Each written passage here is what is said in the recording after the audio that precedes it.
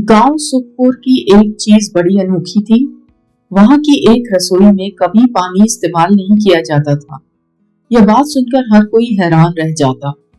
लोग कहते थे कि यह कोई जादू है, तो कुछ इसे किसी पुराने रीति रिवाज से जोड़ते थे। लेकिन असल में इस रहस्य को कोई नहीं जानता था। रसोई एक बूढ़ी महिला अम्मा जी की थी, जो पिछले 40 सालों से बिना पानी के खाना बना रही थी। न सब्जियां धोती, न चावल पकाने के लिए पानी का इस्तेमाल करती, लेकिन उनके बनाए खाने का स्वाद लाजवाब होता। वीर, जो एक शहर में पढ़ा लिखा युवक था, गांव लौटा तो इस रहस्य ने उसे बेचैन कर दिया। वह सोचने लगा, क्या सच में बिना पानी के खाना बन सकता है या इसके पीछे कोई रहस्य छिपा है।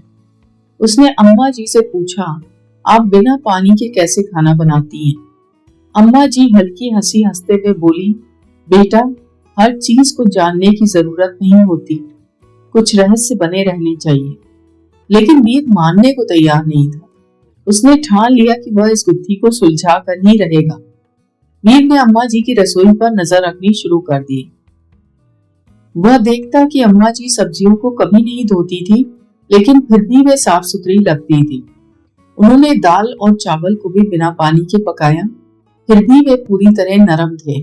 यह देख वीर का दिमाग घूम गया। ऐसा कैसे हो सकता है? वो बुदबुदाया। एक दिन उसने सोचा कि अगर वह रात में छुप कर देखे तो शायद असली राज पता चल जाए। रात के अंधेरे में वीर छुपकर अम्मा जी की रसोई में झांकने लगा। अचानक उसने देखा कि अम्मा जी चावल को एक बर्तन में रख रही हैं और वह बर्तन हल्का हल्का भाप छोड़ रहा था। वीर ने ध्यान से देखा, यह कोई जादू नहीं था बल्कि विज्ञान था।